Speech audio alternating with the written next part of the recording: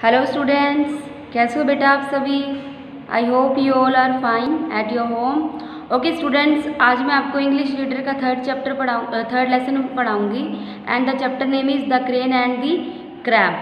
ठीक है, ये स्टोरी है बेटा एक क्रेन और एक क्रैब के बारे में, मतलब कि एक बगुला और केकड़े के बारे में। ठीक है, नाउ आई स्टार्ट। बेटा आपको क्या करना है, इस वीडियो को अच्छे से देखना है ताकि आपको ये स्टोरी अच्छे से क्लियर हो जाए। ठीक है, और इसमें इंपॉर्टेंट पॉइंट आप अपनी नोटबुक में राइट भी करोगे। ठीक है, now I start. There was a lake in the middle of a nice city.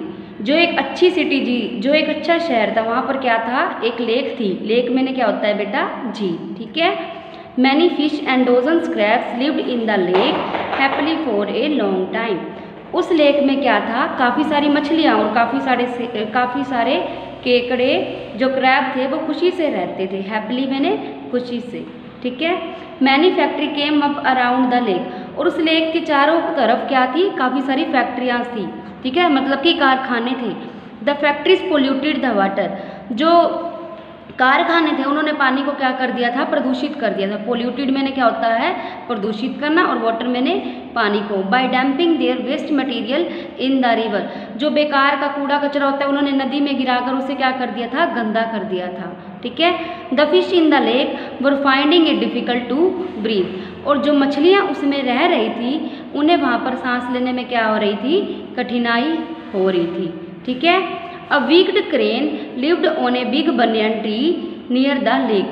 एक wicked crane जो थी, जो कमज़ोर क्रेन थी, वो कहाँ पर रहती थी, एक बनियान ट्री पर रहती थी, मतलब कि बरगद के पेड़ पर रहती थी, जो कहाँ पर था, लेक के पास था। It went to the fish and said, और वो कहाँ गई, फिश के पास गई और उसने कहा, डियर फिश, प्रिय मछली, I know it has become difficult to live in this lake. मैं जानती हूँ कि तुम्हारा इस लेक में रहना मुश्किल है। The water is getting dirty day by day. पानी क्या हो रहा है, दिन प्रतिदिन गंदा होता जा रहा है। Very soon all of you will die. बहुत जल्दी तुम सभी मर जाओगी। I have seen a very big lake nearby. मैंने क्या देखा है, एक बड़ी सारी लेक देखी है। नियर बाय मैंने पास में। ठीक है, बिग मैंने क्या होता है बेटा, बड़ी। ठीक है, और सीन मैंने क्या होता है, देखना। अगली लाइन देखो, it is full of clean water. जो किससे भरी हुई है, साफ पानी से भरी हुई है, मतलब कि जो उस लेक का पानी है वो गंदा नहीं है। I will take you there. मैं तुम्हें वहाँ पर लेके जाऊँगा। But how can you take all of us. उस पर उसे फिश रिप्लाई करती है कि तुम हम सभी को वहाँ पर कैसे लेके जा सकते हो। One fish asked. एक मछली ने पूछा। आस्क मैंने क्या होता है, पूछना। The crane said. क्रेन ने कहा, I will take all of you one by one to the other lake. मैं तुम्हें एक एक करके उस झील पर ले जाऊंगा। That why all of you would be saved. इस तरह से तुम सभी क्या हो जाओगी, सुरक्षित हो जाओगी। ठीक है, द फिश वेल्ट हैप्पी। जो मछली थी वो खुश हो गई। The crane took one fish in its beak. Crane ने क्या किया, एक मछली को अपनी चोंच में लिया। बीक मैंने क्या होता है बेटा, चोंच में, और टुक मैंने लेना। It showed A lake near by and came back with in the fish. उसने क्या किया, वो जो लेक थी, जो पास में लेक थी, उस मछली को दिखाने की बात की। The fish told his friend. और ये बात मछली ने अपनी सारी फ्रेंड्स को बताई। We must go to the new lake. हमें नई लेक पर जाना चाहिए। It is really a nice lake. यह वास्तव में एक अच्छी लेक है। All the fish were eager to go to new lake. सभी के सभी जो मछलियाँ थी वहाँ पर जाने को क्या हो गई थी, एक्साइटेड हो गई थी। नई लेक पर जाने के लिए वो क्या हो गई थी, एक्साइटेड हो गई थी। So the transfer process again. इस तरह से क्या हुई, जो प्रक्रिया थी वो शुरू हो गई। The crane took one fish in its beak. Crane ने एक मछली को अपनी चोंच में लिया। This time it did not flew to the lake. और इस टाइम वो उसे लेक पर नहीं ले गया। It flew to a nearby tree. वो उसे पेड़ के पास ले गया। It sat on a branch and ate the fish up. वो एक पेड़ की शाखा पर बैठ गया। ठीक है, ब्रांच में क्या होता है, शाखा, and ate up the fish up. बेटा हम बात कर रहे हैं क्रेन के बारे में, जो कि क्या कर रहा था, मछलियों को बहला फुसला रहा था कि उन्हें नई लेक पर ले जाएगा, वहाँ का पानी साफ है। लेकिन उसका मेन मोटिव क्या होता है, सभी मछलियों को वहाँ पर लेके जाने की बजाय वो क्या करता है, धीरे धीरे सभी मछलियों को खा जाता है। ठीक है, आगे की स्टोरी देखो। Then he took another fish and ate that up too. तब वो क्या करता है, अन्य मछली को वहाँ पर लेके जाने की बात करता है, उससे भी वो क्या करता है, खा जाता है। एट मैंने होता है खा जाना। ठीक है, एट होती है ईट की सेकंड फॉर्म। ईट, एट, ईटन, और ईटन क्या होती है? Third form. इन सभी का मतलब क्या होता है? खाना। अगली लाइन देखो, द क्रेन वॉज हैप्पी। जो क्रेन थी वो खुश हो गई थी। It ate some few fish.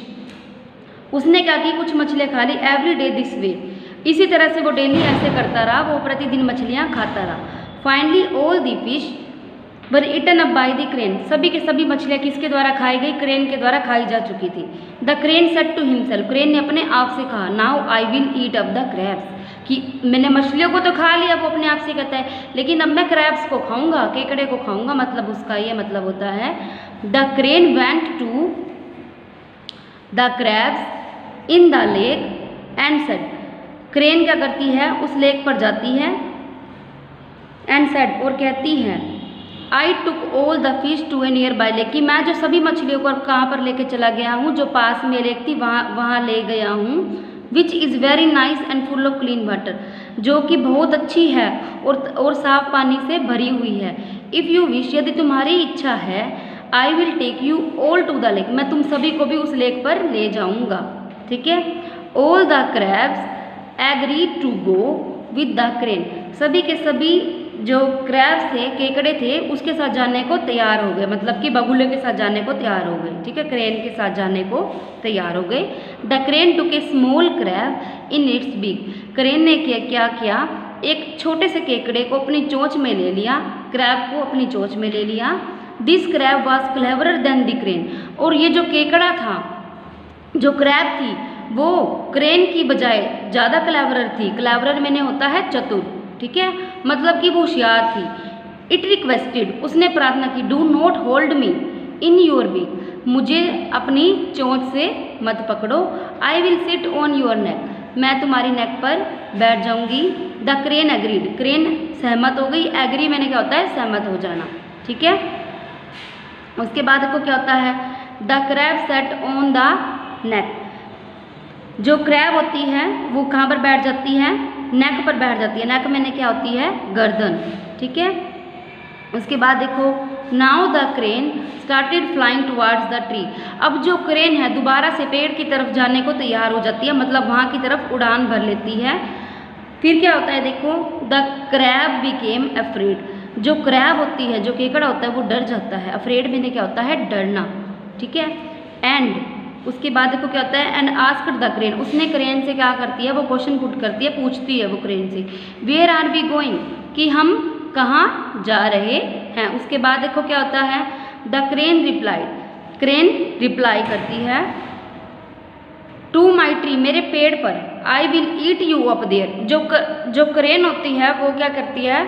वो उसको बता देती है क्रैब को कि मैं तुम्हें मेरे पेड़ पर लेके जाऊंगा। The cleverer crab said. जो चतुर केकड़ा होता है वो क्या कहता है? बट यू कांट ईट मी। जो चतुर केकड़ा होता है वो ये कहता है कि तुम मुझे नहीं खा सकते। I will kill you first, मैं तुम्हें पहले मारूंगा। ठीक है। The crab pressed the cranes neck very hard. जो केकड़ा होता है क्रेन की नेक को बहुत जोर से पकड़ लेता है, विद इट्स क्लोज, उसके पंजों से। क्लोज मैंने क्या होता है बेटा? पंजा। ठीक है। The crane died and felt down. जो इस तरह से क्रेन क्या हो जाता है? मर जाती है एंड नीचे गिर जाती है। दस द क्रैब वॉज सेव्ड। इस तरह से जो केकड़ा होता है वो क्या हो जाता है? सुरक्षित हो जाता है। बेटा आई होप आप सभी को ये चैप्टर अच्छे से क्लियर, ये लेसन जो अच्छे से क्लियर हो गया होगा। ठीक है। इससे नेक्स्ट वीडियो में हम डिस्कस करेंगे इसकी एक्सरसाइजेज और इसके क्वेश्चन आंसर्स के बारे में। Thank you. Have a nice day.